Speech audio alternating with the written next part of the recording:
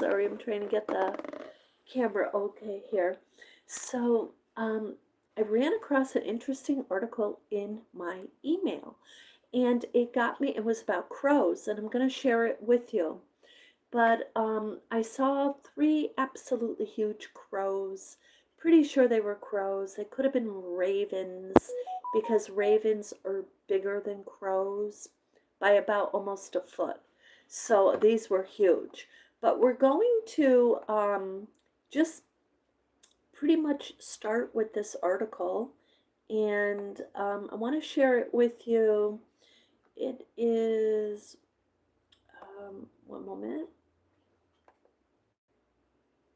The title I found interesting because, but I'm going to read it with you. I didn't go through the whole thing. It says, it's by Birds and Blooms, and it says, should people befriend crows? Why or why not? So, crows are very intelligent, as you know. So, with that, I want to begin the article here, and I'll skip down some of it. But it says that I am fascinated by what I read and hear about crows. How can I befriend a crow in the backyard? Believe me, it doesn't take much, but let's see what this article says. What foods do they like? What can you offer them? So this was a legitimate question. So the answer is crows and ravens are notably intelligent, and they're fascinating to watch, and they really are, guys. Um, Ken and Kimberly said, but it's best to do watching from a distance. So, with that said, my personal experience, if you try to get close up to a crow or raven, they're going to move away way before you can get close. It says we don't recommend trying to befriend a wild crow or other wild birds. They can learn to take advantage of easy food sources, and that can turn out really badly for them. And in other words, they can become dependent on you giving them food.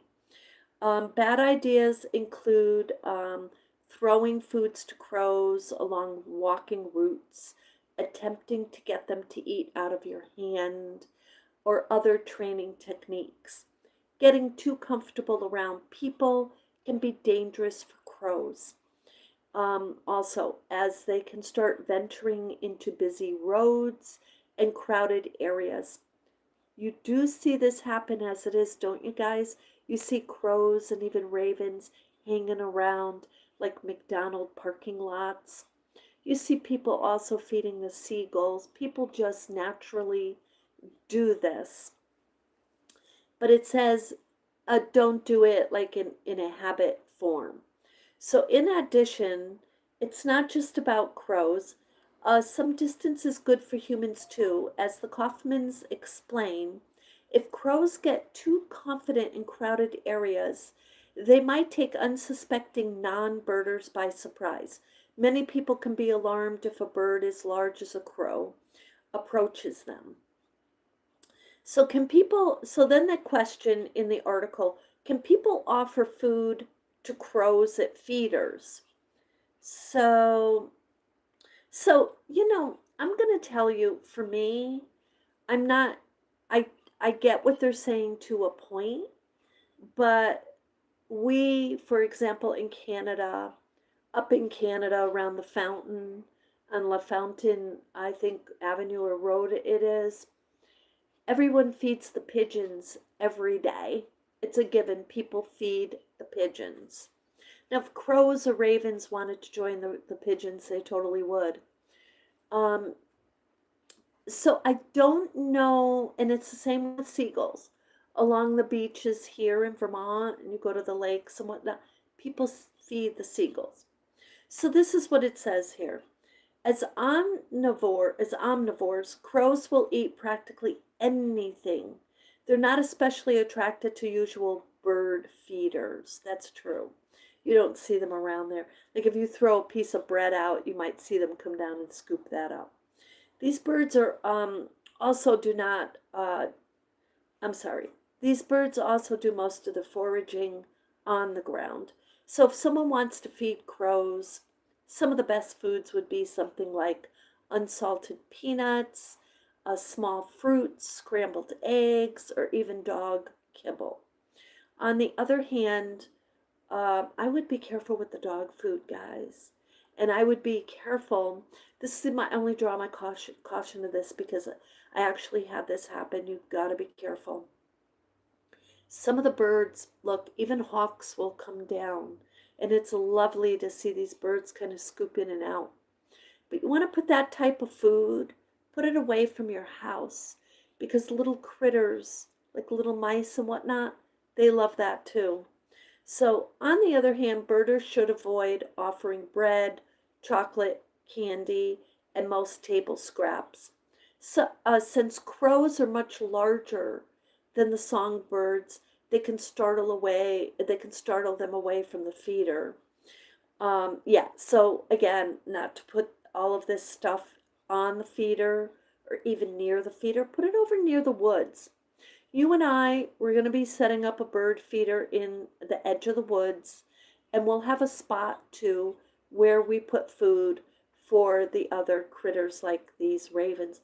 We have a they're either ravens or crows are absolutely humongous, but we'll see them this spring. So it says ultimately, they maintain that crows are intelligent and adaptable, but while they're likely uh, wouldn't grow over while they likely wouldn't grow over reliant on humans for food, they don't need us either. The best way to appreciate them is to just watch their behavior in the wild. Use a good pair of binoculars or telescope and watch them that way. So this says, how can I learn more about crows? And I guess they recommend some books. One is called The Gift of the Crow: How Perception, Emotion, and Thought Allow Smart Birds to Behave Like Humans. Um, so, someone who right now is living out in a cabin, like in Alaska or Vermont, they're probably not going to be watching this video. But I would say that if you are out there in a remote area, befriending a crow, in my opinion, is not a bad thing. I think it would be a natural occurrence. I really do. If you're out there in the wilderness, people do that all the time. But yes, you've got to be careful, like befriending a bear. You know what I mean? Or a wild cat. You got to be very careful, respecting their space and area. They do get mixed up, guys. Okay, so let me look at these other, let me get rid of this here. So that article was by Birds in Bloom, and I always really like their their articles. So this, I just put this in because I wanted to ask, I wanted to get more information on ravens. Um, and birding at home, the common raven. So just wanted to put this in, and then we're going to look at how big these birds are in Vermont because they are ridiculously huge. Um, there is so much to be said about the common raven. Now, ravens, by the way, are shabbier and actually bigger than the crow.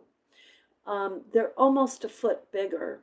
So perhaps the most famous, yeah, time you heard about a raven was with the Edgar Allan Poe poem, The Raven.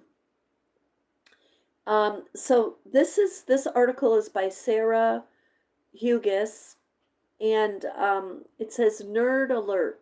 Ravens are part of the Corvidae. You're going to hear that word with ravens and crows, the Corvidae family, along with the American crows, jays, magpies, and nutcrackers. The Corvidae family is the most intelligent of birds. Hi, how are you this morning? So, they're considered intelligent, more intelligent than like a parrot. So as such, the ravens have very similar intellectual capabilities to humans. Studies have found that ravens are actually capable of distinguishing fair and unfair. Can you believe that, guys? 8-year-olds cannot distinguish that. Okay. Hopefully, by the time you're 14 years old, you can distinguish fair and unfair. But certainly by the time you're 18, an adult, you consider fair and unfair. It's a very abstract and highly intellectual ability. So think about that for a second. Um, so studies have shown that ravens can distinguish fair and unfair. They remember faces, and I've had this happen to me with a raven who used to watch my dog and I take walks. It pretty sure it was a raven. Um, and they're capable of distinguishing. They do hold grudges. So if you, for example, you have a very poor behavior, or you did something, threw a stick at it or yelled at it, it's going to remember you. Connecting cause and effect. Think about that, guys. Scientists study 6 years to get their doctorate to figure out cause and effect, and how to put experiments together to figure out, is it a legitimate cause and effect? These guys know cause and effect. That's huge. And they mourn their other members, raven members, who are unalived, who have passed on. They mourn them. Maybe the most impressive, when raised in captivity, they can even imitate human words. So I'm going to disagree with that. They imitate human words in the wild. And there were studies, and I can pull some up and we can go over them. There are studies that when you're walking and hiking in the woods and you say something, like maybe you're walking with a friend and you go, "Hey, Linda," and then a mile up the hiking trail, you hear something like, "Hey, Linda," and you think you're imagining things. Guess what? They have found that these ravens, and even crows, these ravens especially, will follow you, and they will imitate your words in the wild. So yes, in captivity, they absolutely got evidence that they imitate you like a parrot, but they also do it in the wild, guys. And so common ravens raised from birth were taught to mimic the word nevermore, and their wit comes in handy when hunting too.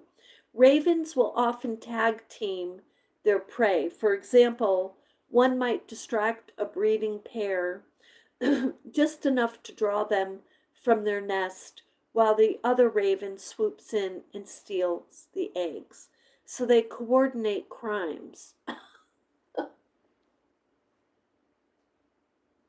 Anyway, it would be foraging in their world. Okay, so they're playful. So ravens are also known to be sliding down inclines on their bellies, lying on their side, grappling sticks, dropping and catching objects in flight, hanging upside down by 1 or 2 feet, and snow bathing, giving vocal monologues, playing tug of war with each other, king of the hill with other ravens, and pecking predators on the tail. So they're playful. So this is what a raven looks like. Now they're not showing how big they are. We're going to talk about that in a minute. You see how the front, like under their beak, they're a little shabbier? Okay, their feathers appear almost shabbier. With a crow, they're smoother. Okay. Um, yeah. The largest perching bird, about the size of a hawk. This is the raven. It's sleek black bird with a long tail and thick shaggy throat. That's really how you know you're looking at a raven. You're going to notice the throat feathers are kind of shaggy sticking out. Their beak is thick and long and covered in feathers at the base. Um, flies on the long wings, flies on long wings with graceful wing beats. In flight, the tail looks wedged shaped. Yeah, and their call is different. A raven has a distinct general call. It sounds like a mix between gurgling and croaking, as well as several other calls for different kinds of communication. Moreover, the ravens can mimic the calls of other species. Let's listen to the call of a raven.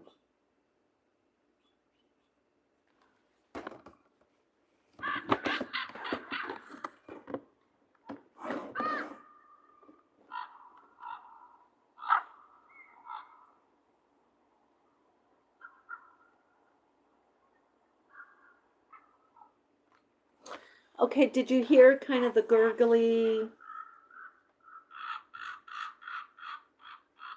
We'll leave it for a little bit.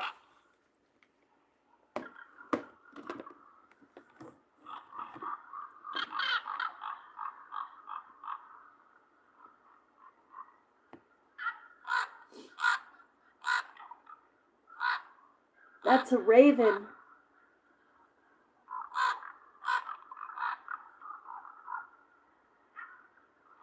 I noticed too they tend to hop more than the crows. Crows seem to walk.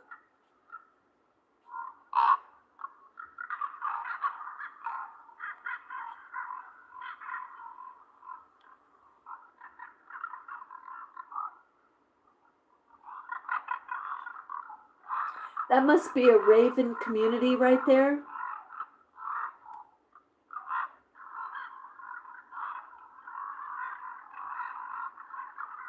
You hear the gurgly, kind of croaky.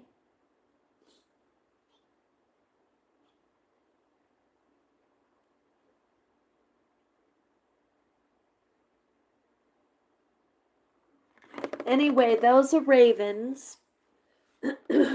And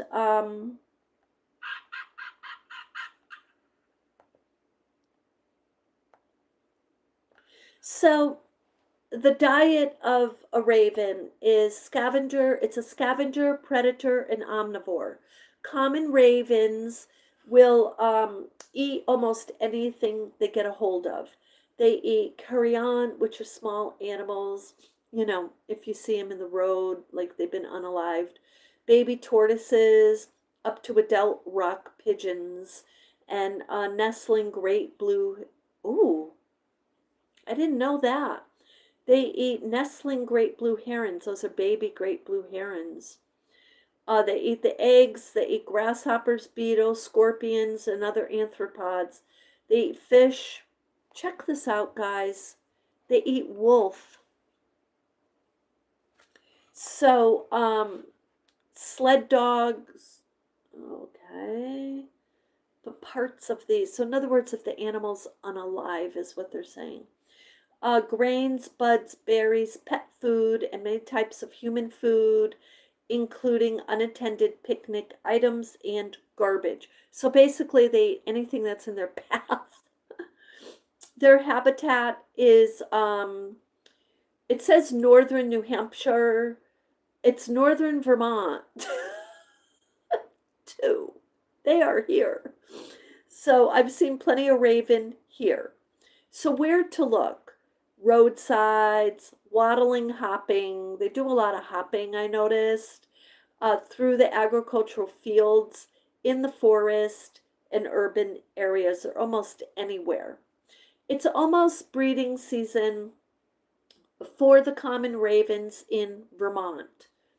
See, they're here. Soon they will begin defending their territory and reinforcing their nests.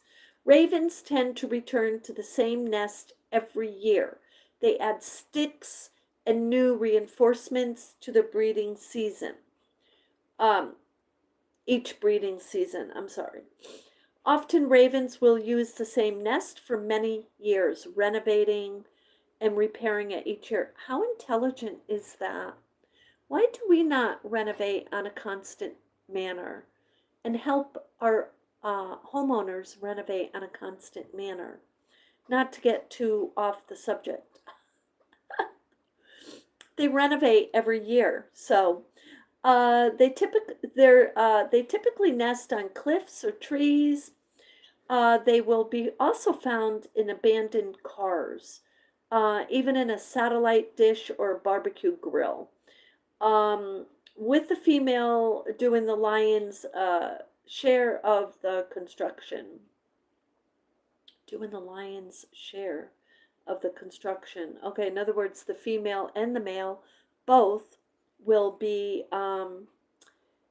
building the nest. So the base of the nest consists of common sticks, um, excuse me, up to 3 feet long, with smaller branches being woven into a cup lined with softer material like sheep's wool, fur, shredded bark. So you know what? Guess what? You're going to see them totally around the farms.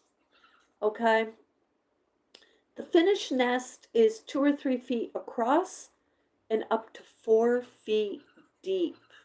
You figure some human beings are 4 feet high, right? That's huge, guys. There is still so much to learn. Okay, so that's, anyway, I wanted to share that with you. And let's just give you an idea on how big are crows in Vermont. So crows are, we'll just go back to the crow. Crows are typically 16 to 21 inches in length with, get this guys, a 33 to 39-inch wingspan. So it's over 3 feet wide wingspan. They weigh 11 to 22 ounces. To look at them, you think they weigh way more than that. So that is how big the crows are. So now we're going to look at how big are the ravens. And in Vermont, they're massive. They're 21 to 27 inches in length. So it's over 3 feet long, guys. Just think of that for a moment. Oh, I can't even, it's over 3 feet long. And their wingspan is 3.5 to 4 feet wide, roughly the size of a red-tailed hawk. And they weigh between 1.5 to 3.5 pounds. So they may weigh more than your cat. And they're certainly going to be bigger than the cat. And I would say keep your cats in if you're in an area where these guys, well, they could be anywhere. So you want to be careful with that. So the raven is significantly larger than the American crow. They have a large, thick bill, and they have a rough, long, pointy feathers. And this says the wingspan here, yeah, is 45 to 46 inches, or again, 3.5 to 4 feet wide. When I can't even express this. When I looked out the window the other day and I saw, I believe these were crows, but they were absolutely huge.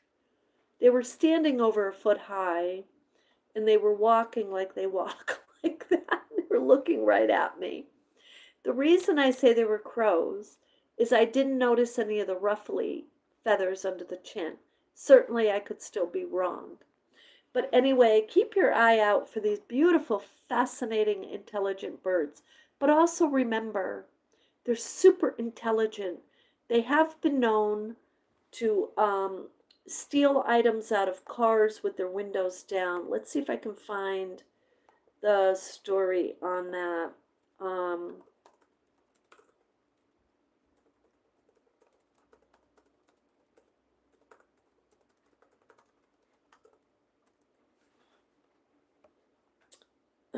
excuse me. Yeah, it says here in the Grand Canyon, they have to watch the ravens because, oh, this is really interesting. We'll just read this quickly and let's see. Oh, it's not going to let me. Is it going to give me the site? Yeah, it did give me the site. Okay, so just, I won't read the entire article because it's super long, but I'm going to tell you where it is. It's at a site called The Last Adventurer. And this article goes way back to 2007, and it's called Grand Canyon Tips. Watch those ravens. And basically, what it's saying is I'll just read a bit of it here. That this family arrived late afternoon to the Grand Canyon in the dry heat of the hurried campground. The ranger um, came to find one of us was remaining in the campsite that were still available. Our car, our tent, everything else were stuffed into a small site because we were just happy to get the spot. And the next morning, they woke up at the crack of dawn. They could see permits were available at the office. I guess they're going to go through all of that. Basically, here, what they want to say is suddenly the first raven seized an empty plastic spoon. So they stole a spoon out of their campsite. And he says, I really wasn't concerned um, because it was just a plastic spoon. But I watched him more or less beak the spoon for a second before I decided I was going to intervene. After all, it was probably wasn't good for the raven to be chewing on a plastic spoon. And so I took a step away from the car, intending to kind of shock the bird into dropping the utensil. But my action had the opposite effect. The second the raven picked up the second raven picked up the second spoon that was on the table. And I took another step forward, and the ravens as a group, and still with the spoons, all took a collective step backwards. And basically, they weren't leaving. There was kind of like a standoff. So, in other words, the ravens were not afraid of the campers. You want to watch that because they are huge.